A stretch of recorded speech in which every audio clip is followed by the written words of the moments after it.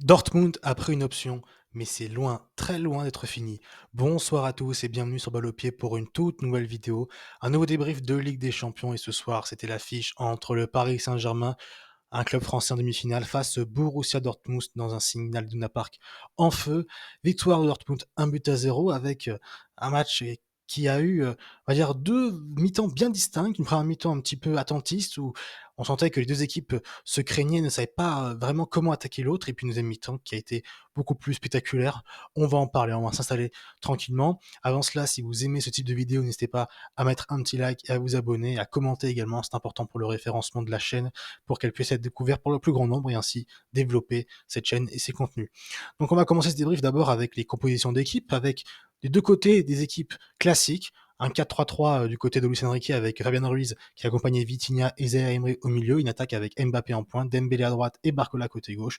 Et du côté de Dortmund, on avait bien la doublette Sabitzer Chan au milieu de terrain, Hummels était bien titulaire, Madsen était bien titulaire également sur le couloir gauche de la défense, et puis un trio d'attaque avec Sancho, Adeyemi et Niklas Füllkrug. Alors on va avoir 10 premières minutes un petit peu sur un faux rythme avec Dortmund qui va souvent avoir le ballon et le PSG qui va un petit peu courir après. On a vu cette consigne très claire qu'a eu Dembélé durant la première mi-temps et une grande partie du match de bloquer Emre Can au milieu de terrain, ce qui va conduire à faire un certain pressing du côté de Barcola sur le deuxième central de Dortmund et qui ensuite, en trouvant Ryerson, eh bien, avait un Ryerson qui avait un grand espace pour rejoindre les 30 mètres adverses et pour ensuite décaler soit Sancho, soit Brandt. Et donc on avait pendant vraiment une grosse partie du match, et bien ce côté droit Dortmund et donc le côté gauche parisien avec Nuno Mendes qui était souvent seul en 2 contre 1 ou en 3 contre 1 entre Raverson, Sancho et Julian Brandt qui était vraiment très proche. On est d'ailleurs beaucoup passé par ce côté du côté de Dortmund, le côté de Nuno Mendes qui était en grande difficulté, je trouve, défensivement et qui offensivement a été pas assez, on va dire, juste dans ses choix. Et donc Dortmund va petit à petit se créer une occasion, notamment à la 13e minute. On va avoir Nuno Mendes qui va perdre un ballon face à Jadon Sancho, qui va lancer Julian Brandt, et Julian Brandt va trouver un magnifique ballon dans la profondeur pour Sabitzer, un poil trop long ceci dit. Sabitzer va reprendre le ballon en frappe du côté droit de la surface de réparation, à quelques mètres de la cage pardon, de Donnarumma. Donnarumma bien sorti, va contrer cette balle.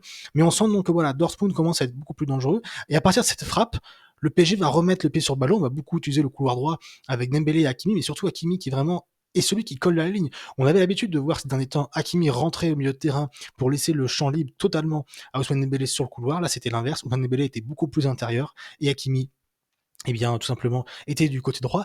Et c'est dommage parce que c'est ce côté-là où on avait Ryerson qui était hyper aidé par Adeyemi qui a fait un travail défensif ce soir extraordinaire. Il a récupéré un bon nombre de ballons, que ce soit sur Dembélé ou sur Hakimi. Alors que le PSG, on avait un côté gauche avec Barcola qui était seul face à Ryerson et on l'a vu les 2 ou 3 fois où Barcola a eu le ballon. Il a éliminé Ryerson et le PSG a trop peu utilisé le côté droit de la défense de Dortmund et c'est bien dommage parce que je pense qu'il y avait vraiment quelque chose à faire du côté du PSG. Mais donc le PSG va se créer des situations avec des centres sans trop être dangereux. Et on va avoir cette occasion à la 35e minute, ce ballon en profondeur envoyé par Schotterbeck depuis sa moitié de terrain pour Niklas Füllkrug qui n'est pas hors jeu, il est couvert par le défenseur et capitaine du Paris Saint-Germain Marquinhos. Il va faire un contrôle magnifique, une frappe sèche du gauche pour tromper Donnarumma. Ça fait 1-0 pour le Borussia Dortmund. Et deuxième mauvaise nouvelle sur l'action, c'est la blessure de Lucas Hernandez qui se tient le genou gauche sur l'action. Il sera remplacé 3 minutes plus tard par Beraldo et ça va être une période compliquée pour le PSG, une fin de mi-temps compliquée puisqu'on va avoir une occasion hyper forte pour le Borussia Dortmund. Il va y avoir un centre de Adeyemi contré par la défense parisienne. Ça va revenir à Sabitzer presque au point de pénalty, qui va d'une reprise de volée buter sur Donnarumma. Mais donc à la mi-temps, le PSG s'en sort très bien d'être mené qu'1-0 et Dortmund peut s'en vouloir, même si sur l'ensemble de la première mi-temps, on a vraiment eu un temps fort du Paris Saint-Germain de la 15e jusqu'au but, mais un temps fort qui n'a pas été concrétisé par une des occasions franches et un Borussia Dortmund qui a été hyper efficace, qui sur une ou deux vraies grosses situations a réussi par marquer. On va avoir à ce moment-là une deuxième mi-temps qui va être beaucoup plus intéressante puisqu'on va avoir là deux équipes qui vont presque durant toute la deuxième mi-temps être coupées en deux et avec des fois à l'heure de jeu, des fois des joueurs qui avait déjà l'impression d'être fatigué, éreinté. C'était vraiment hyper impressionnant. Ça va commencer tambour battant avec le PSG qui va se créer peut-être la plus grosse occasion du match, ce double poteau avec d'abord une frappe enroulée de Kylian Mbappé qui va trouver le poteau opposé de Kobel et ça va revenir après un petit cafouillage sur Hakimi qui d'une frappe un petit peu trop molle à l'intérieur du pied va trouver le deuxième poteau de Kobel. 2 poteaux en l'espace de 15 secondes et là le PSG se dit Il a peut-être laissé passer sa chance, mais il va continuer d'attaquer. On a à un moment donné encore Barcola qui, il me semble, lance dans la profondeur Mbappé qui va buter sur Kobel. Mais donc le PSG, un petit peu comme en première mi-temps, va être en forme, cette fois avec des vraies occasions très nettes. Et ensuite, on sent qu'il va y avoir une bascule, il va y avoir vers l'heure de jeu, 5-10 minutes où Dortmund va vraiment mettre une pression dantesque au PSG, et ça va se traduire par Jadon Sancho qui va faire un travail exceptionnel pour éliminer Mendes qui est en grande difficulté. Sancho qui d'ailleurs, petit aparté, je trouve été le meilleur joueur de Dortmund ce soir. On a retrouvé et on retrouve, je l'avais dit dans l'avant-match, le Jadon Sancho que l'on a connu. On sent qu'il est apaisé, qu'il est apaisé, qu'il est heureux de jouer au football, et ça se voit. Il a été à la récupération, dans l'élimination, sa participation au jeu, son pouvoir de conservation également. Et là, il élimine parfaitement Nuno Mendes. Il s'approche comme il faut de la surface de réparation, sont en retrait pour Füllkrug sur son pied droit, sur le point de penalty qui va tirer au-dessus. Et là, on se dit que Dortmund a peut-être laissé passer sa chance. Une balle de 2-0 très nette. Et à partir de ce moment-là, le PSG va commencer à reprendre un petit peu le ballon et à être en maîtrise. On va avoir plusieurs occasions. On va avoir un centre de Marquinhos pour une tête de Ruiz seul au point penalty qui va la mettre à côté. On va avoir un peu plus tard également, ça c'est plutôt en fin de match d'ailleurs, un centre de Vitinha dans le dos de la défense encore pour Fabien Ruiz, mais qui va mettre la balle une tête encore une fois au-dessus. Un PSG qui n'arrive pas à être clinique, mais on a ce changement quand même tactique, c'est que Dembélé est beaucoup plus proche de la ligne et Hakimi beaucoup plus au cœur du jeu, ce qui n'avait pas été le cas en première mi-temps. Et on sent que Dembélé commence à se créer de plus en plus de situations et de plus en plus intéressant dans son positionnement et dans sa manière de trouver ses partenaires. Ça va aussi coïncider un petit peu avec la baisse de régime de Adeyemi qui, après de nombreux efforts, on sentait qu'à l'heure de jeu, il commençait à couiner un peu. Et d'ailleurs, ça s'est vu dans les offensives, dans les transitions de Dortmund qui, à chaque potentielle transition, avait du mal à se projeter. Il y avait que 2-3 joueurs qui se projetaient contre 5-6 Parisiens, et très vite, Dortmund préférait conserver le ballon pour ne pas trop couper l'équipe en deux. Et donc, à ce moment-là, Luis Enrique va décider de faire un changement que je trouve étonnant. Je l'avais évoqué d'ailleurs dans leur match de pourquoi pas utiliser plus Gonzalo Ramos qui est sur une très très bonne dynamique lorsqu'il rentre en jeu. Et là, non, encore une fois, on a le choix de Luis Enrique de faire rentrer Randal Colomwani à la place de Bradley Barcola, qui va repositionner dans un premier temps Mbappé en numéro 9 avant de vraiment mettre Colomwani en 9 et Mbappé sur le côté gauche. Mais Colomwani qui a eu 25 minutes, il faut le dire, exécrable, où il a absolument tout raté, ses prises de balles, ses passes, ses contrôles. Il a vraiment eu beaucoup de difficultés. Et malheureusement, c'est le Colomwani que l'on voit depuis de trop nombreuses semaines. Et ça commence vraiment à devenir un poids. Et je ne comprends pas comment Luis Enrique peut, après, alors qu'il le fait sur tous les matchs derniers, mettre Gonzalo Ramos à l'heure de jeu, il le fait pas contre Dortmund, il préfère mettre Colomwani. Mais donc, le PSG va quand même, par son talent, garder le ballon, réussir à se créer des situations. On a Dembélé, donc je l'ai dit, Mbappé qui tente, Mbappé qui a, je trouve, été plutôt bon dans sa participation au jeu, mais qui a manqué d'être, on va dire, à la fin des actions. On a mené une très belle louche de Mbappé il me semble que c'est Dembélé ou c'est Fabien Ruiz, je sais plus, qui bute sur Kobel. Donc Mbappé qui était assez bon, mais pas qu'on n'a pas trouvé dans les zones de vérité, si ce n'est sur ce poteau qu'il a fait.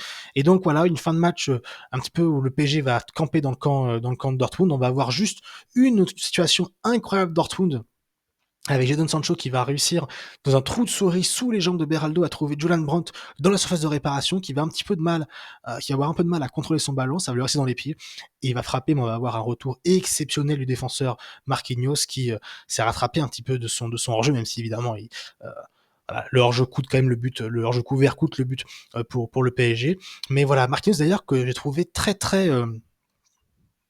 on va dire véhément envers ses partenaires, notamment sur les situations de corner, où 2 ou 3 fois il a littéralement gueulé sur Ousmane Dembélé pour le fait de très mal jouer les corners à 2, alors qu'on sait que ça avait été la force du PSG contre le FC Barcelone, avec plusieurs situations, dont d'ailleurs le but du Vitinha du 2-1 au match retour.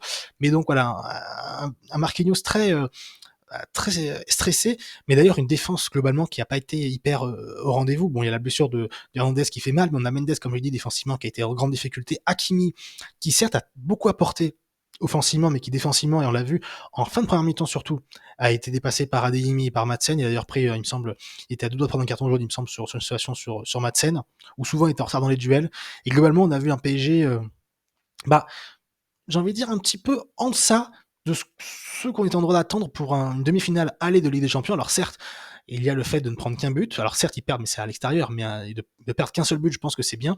Mais il faut être honnête, si le PSG et Dortmund sont va dire, plus juste dans le dernier geste, ce match peut finir à 3 partout ou à 4 buts partout, puisque entre l'occasion de Füllkrug, l'occasion d'Mbappé et de Hakimi avec le double poteau, et je vous l'ai pas dit, mais en fin de match aussi, cette situation où on trouve, Vitinha trouve une superbe ouverture dans le dos d'Adeyemi, qui, comme je le disais, souffrait énormément, qui trouve Hakimi qui centre en retrait pour Dembélé, un petit peu de la même manière que Füllkrug pour Dortmund, Dembélé qui se retrouve seul dans la surface de réparation, qui reprend du droit, qui ne capte pas sa frappe et qui tire au-dessus. Là aussi, on était à la 80e minute, il y avait un gros enjeu pour le PSG d'égaliser, ça n'a pas été le cas malheureusement pour le PSG.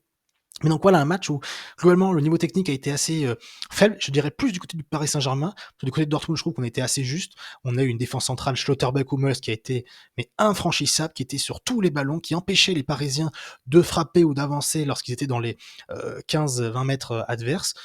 Voilà, un milieu de terrain qui je trouve aussi a été bon, notamment Emre Can qui a réussi à se défaire assez souvent de la pression d'Ousmane Dembélé et à être assez serein. Sabitzer qui a beaucoup apporté, comme j'ai dit, Sancho, Adeyemi qui certes n'a pas été juste offensivement, il y a une situation de contre-attaque où il rate un petit peu son contrôle, mais défensivement il a fait un très très gros travail, et d'ailleurs il sort sous la standing ovation de tout le Signal Iduna Park. Et il y a un Füllkrug qui, on l'a dit, n'a pas 10 000 occasions, mais quand il y en a une, il la marque, il aurait même pu en marquer une deuxième, mais donc voilà, un match 1-0 pour le Borussia Dortmund, un match où je trouve le Borussia Dortmund peut avoir des regrets de n'avoir qu'un but d'avance quand on sait que le match retour va avoir lieu au Parc des Princes et que Dortmund est très différent dans la manière de jouer, que ce soit à la maison ou à l'extérieur. Il y a une vraie distinction à faire entre les deux. Donc un seul but d'avance alors qu'il aurait pu en avoir deux ou trois si des coups avaient mieux été joués, que ce soit de Füllkrug ou même de Jadon Sancho lorsqu'il lance Sabitzer en début de match.